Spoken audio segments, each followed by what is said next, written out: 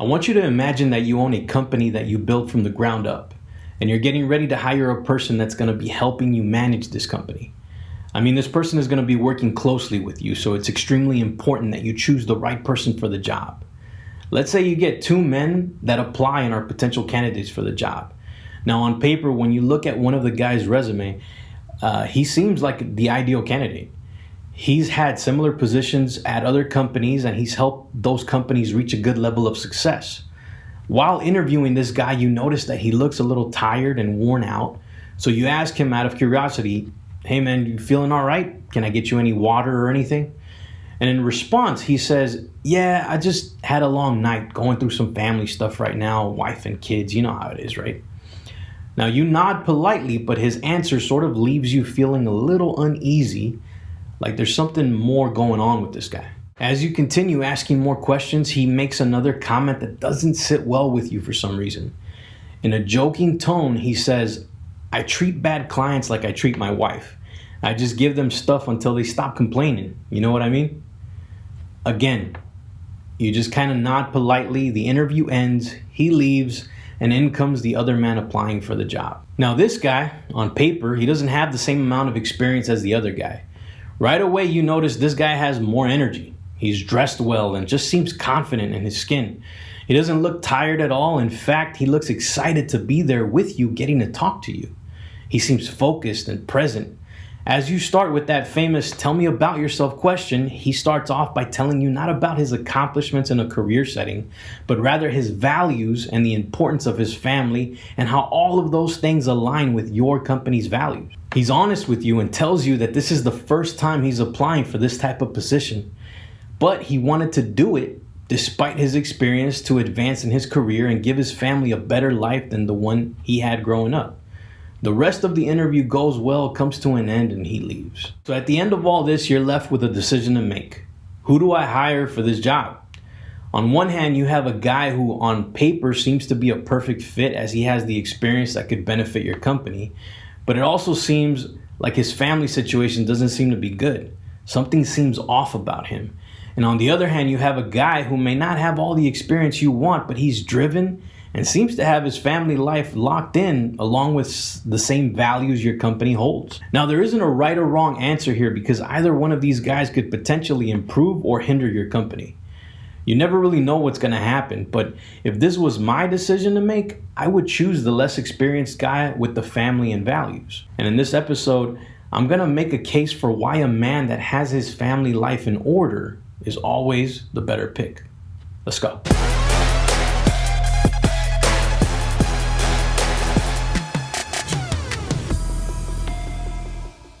What's going on, fellas? Welcome to Alpha Dad Consulting. I am your host, G. Vidal, and on this show, we focus on helping dads create the family life they want. Today, I want to dive into the importance of having your family life in order and how it benefits you in all aspects of life. There are 4 benefits in particular that I want to share with you guys that become sort of a byproduct of just having the family life locked in. Now, am I saying your family life must be perfect? No, that's not what I'm saying. What I mean by having your family life in order is that you've been able to create the family life experience that you actually want. What that looks like for you is entirely up to you because everyone is different.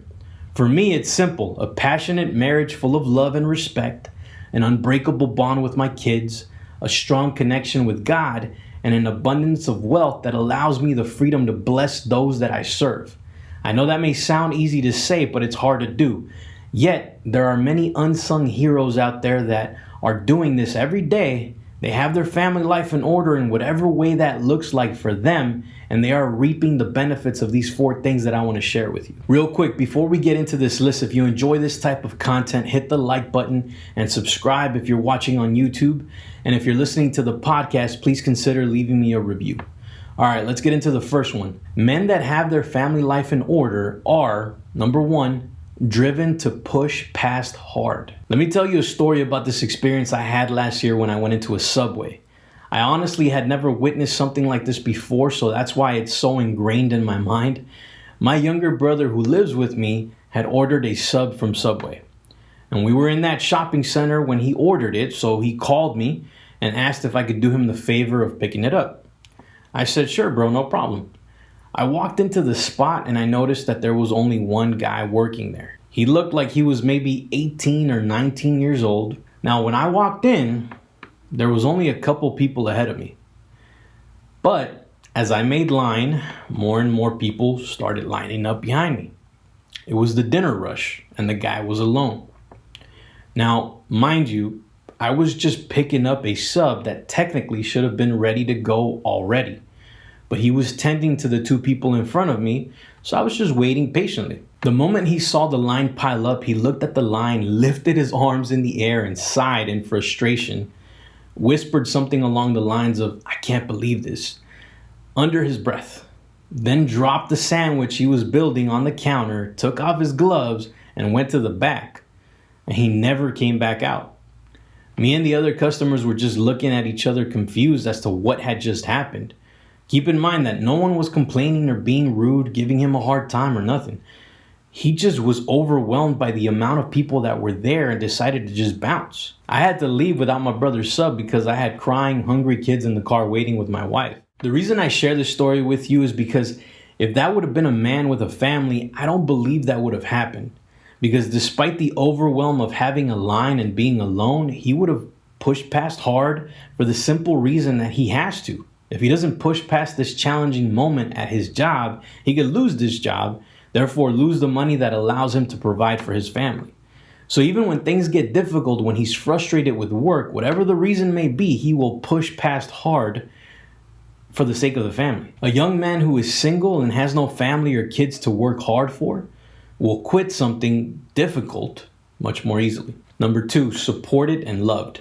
A big part of why I wanted to start a dad consulting business is due to my relationship with my dad growing up. You see, he wasn't really present in my life despite the fact that he physically lived in our home.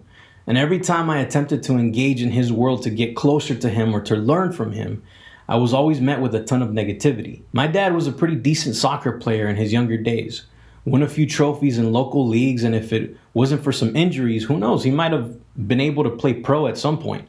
So for me as his son, that was kind of cool to have a talented soccer player as a dad. So naturally, I wanted to be like him. So I remember I would grab a soccer ball and start kicking it around, trying to do tricks in his presence, just to see if it would prompt him to come play with me or teach me something. And I remember him trying to show me a couple of moves, but when he saw that I couldn't get it quite right, he would get frustrated, mad, and say, "Puercada, no sirves para nada," which translates to, "You piece of shit, you can't do anything right." Now, at this point, I'm about 7 or 8 years old, and hearing that over and over again whenever I attempted to use soccer to get close to my dad kind of wears on you. I remember him working on cars and me trying to go over and help him.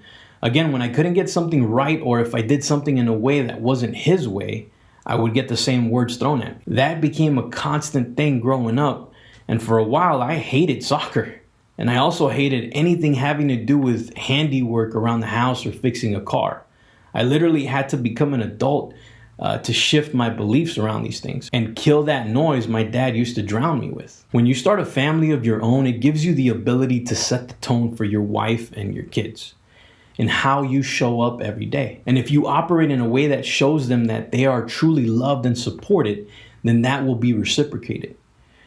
You will get that love and support back from your own family. When my 1-year-old baby girl comes up to me and gives me a big bear hug out of the blue, nothing beats that. When my 4-year-old son comes up to me and says, "Hey dad, I love you," out of the blue, nothing beats that. And when my wife comes up to my office just to give me a kiss randomly, nothing beats that. When you feel supported and loved by your family, it lays a solid foundation for you to go out and conquer the world. Number 3, ultimate focus. When my wife and I were on the brink of divorce in our 2nd year of marriage, every part of my life was chaos, especially at work. I couldn't focus on anything other than the issues we were facing. I remember working at an Apple store during that time, and a customer that came in to buy a computer shared that he was going through a divorce. And then him and I started talking about that instead of the computer he was trying to buy. It was the weirdest thing to meet a stranger and start talking about one of the hardest trials you've ever faced. I'm not saying this was good or bad, but what I'm saying is that my focus was only stuck on one thing, which was my broken marriage. And that's the thing about when your family life is struggling, you get consumed by it and it makes it hard to focus on other areas of your life. You could be killing it at work, readying yourself for a promotion, and then family issues hit and it keeps you from attaining that goal due to a lack of focus. However, when your family life is in order, you have the ability to fully focus on the task at hand because you know everything is good at home. You're not thinking about that argument you had with your wife last night. You're thinking about the project you have to complete by tomorrow and it has your full attention. If you have to do a hard workout, you're completely focused on the workout. If you're trying to build a business of your own, you can fully focus on getting into that creative space without clouding your mind with family problems. Again, I'm not saying that your family life is absolutely perfect. What I'm saying is that you have your family life so dialed in that even when problems arise, they are easily dealt with because you, your wife, your kids, you're all on the same page, united. You all have a strong bond and operate from a place of love and respect for one another. Trust me when I tell you that this is a game changer of a benefit because it will make you feel like you have more time to dedicate to your personal growth and development in all other areas of your life. Number 4, a sense of peace.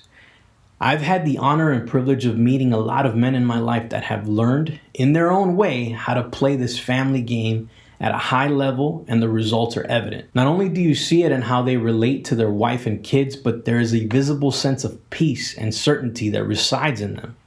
And that peace shines through in how they operate in business or how they show up for you as a friend or a counselor. When you put in the work as a man, husband, and dad to create the family life you want, you get to reap the rewards. And I've come to believe that the ultimate reward for this is a peaceful home. When you enter someone's home, you can very quickly get a sense for how the family operates.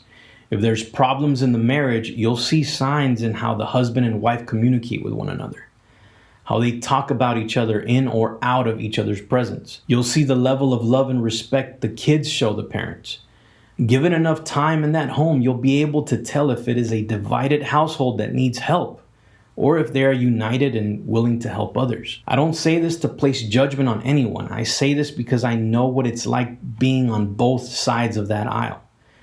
And I will strive and work hard to unite my family as much as I can in order to achieve that same sense of peace that all these great men that I look up to have. That unity and love shared in a household like that is absolutely contagious.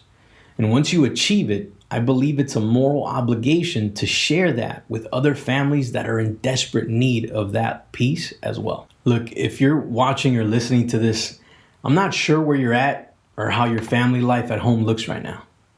You may be hearing these 4 benefits and saying, yeah, gee, you're right. I'm with you. My family life is in order and I am reaping the rewards of all these things right now. And if that's you, that's awesome. Keep doing the work that produces those results and go help another family get there as well. But if you're sitting there saying, this is not how my family life looks right now, but I really want these things. Maybe you're struggling in your marriage, or you're having trouble bonding with your kids. Whatever the thing is that's keeping you from creating the ideal family life that you envision, it's not too late to change that around. If you need some help and you want to work with me personally, I want to invite you to go to alphadadconsulting.com/apply. Again, that's alphadadconsulting.com/apply. This will take you to an application that you can fill out, and it will allow me to see how I can best serve you. Link will be in the description below if you're watching on YouTube. All right, my fellow Alpha Dad, that's going to wrap it up for this week's episode. I'll catch you on the next one.